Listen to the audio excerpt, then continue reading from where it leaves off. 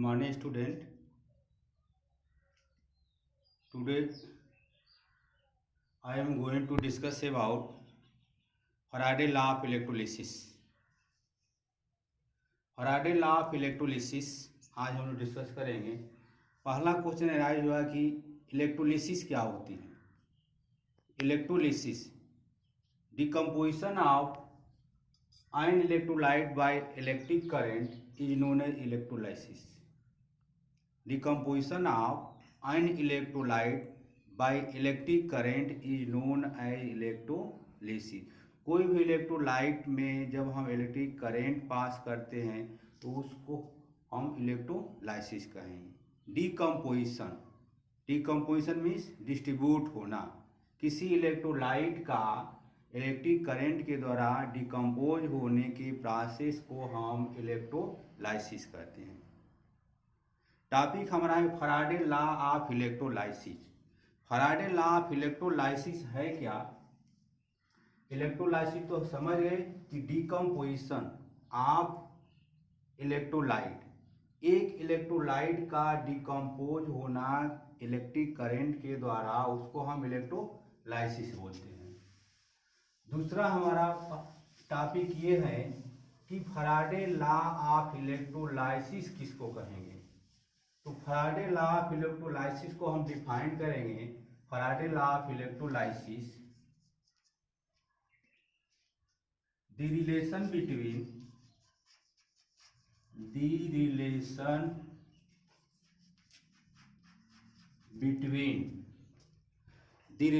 Between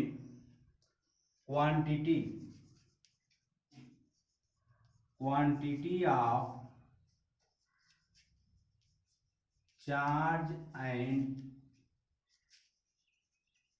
mass of the substance deposited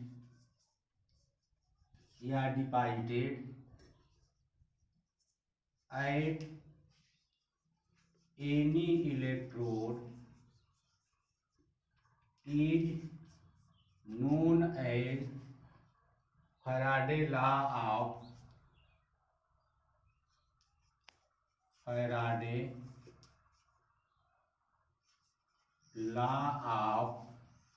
electrolysis.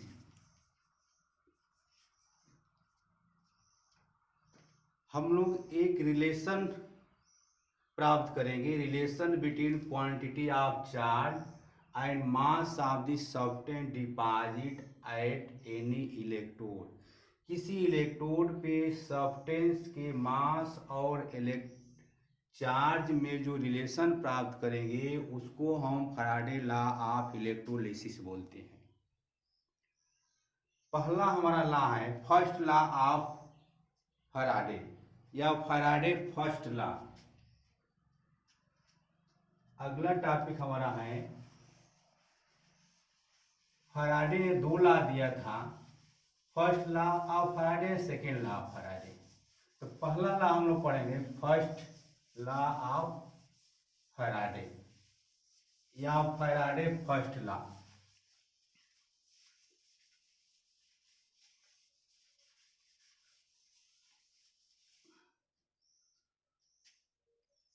Faraday first law. Faraday first law क्या है? Mass of this, according to this law means according to first law of Faraday, mass of the substance deposited, mass of the substance deposited या liberated या dissolved, mass of the substance deposited या liberated या dissolve at any electrode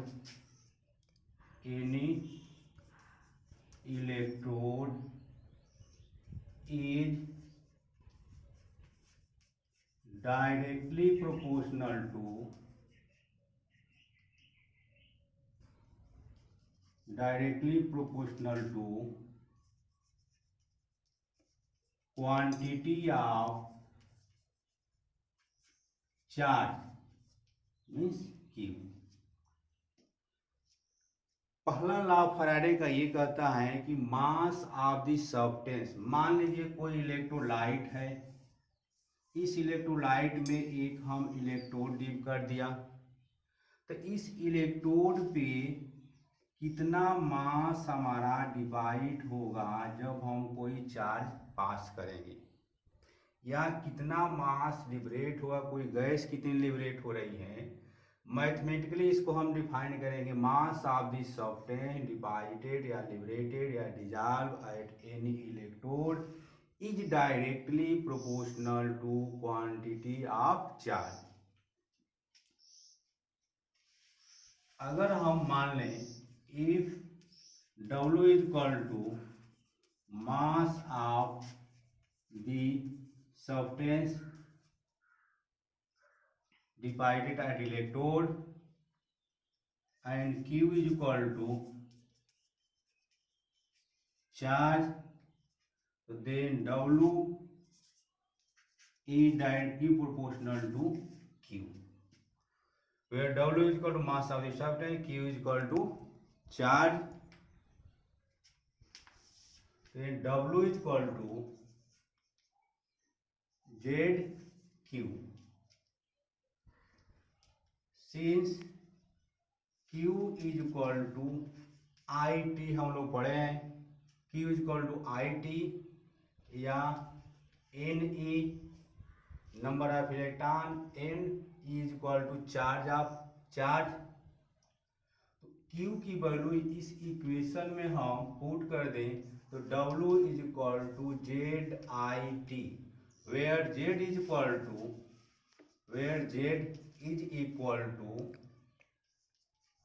electrochemical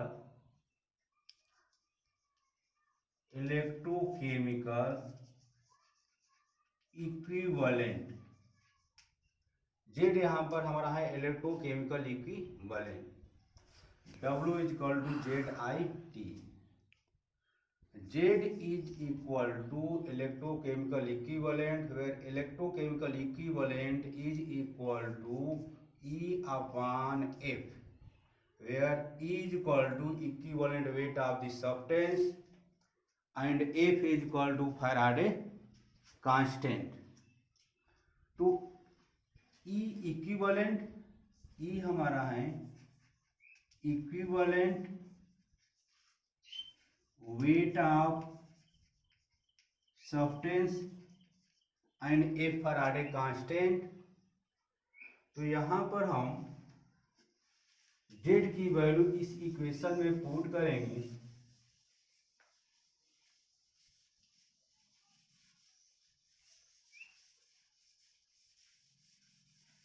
Z equal to E by F means W is equal to E upon F into IT। तो E upon 96,500 into IT।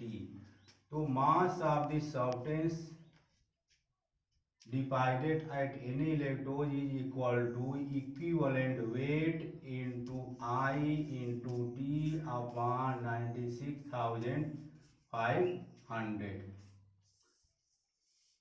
where I is equal to current, T is equal to time या minute या second, and E is equal to equivalent weight of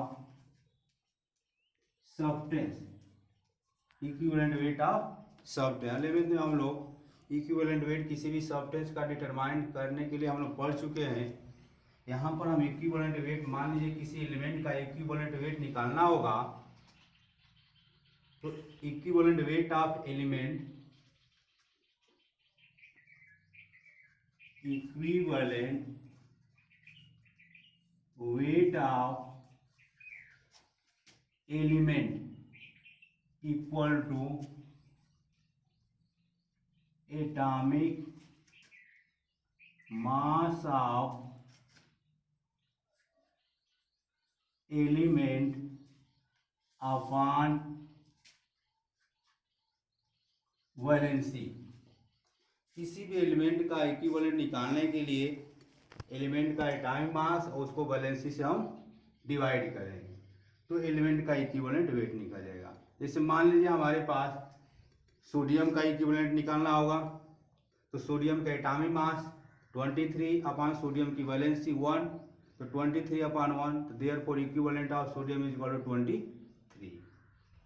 इसी तरह से copper का equivalent निकालना होगा तो कॉपर का एटॉमिक मास अपॉन कॉपर की वैलेंसी। तो इस तरह से हम ई निकाल लेंगे। क्वेश्चन पेपर में आई दिया रहेगा, टाइम दिया रहेगा, तो किसी भी इलेक्ट्रोड पर कितना मास डिवाइड हो रहा है तो फैराडे फर्स्ट लॉ के अकॉर्डिंग हम फाइंड कर सकते हैं। W equal to mass of the substance deposit at any electrode, E equivalent, T time, I current, और ये F की वैल्यू है, फैराडे कांस्टेंट की वैल्यू है 96,500। तो ये हमारा फर्स्ट लॉ ऑफ फैराडे रहा। इस पर कुछ रिलेटेड न्यूमेरिकल देखेंगे।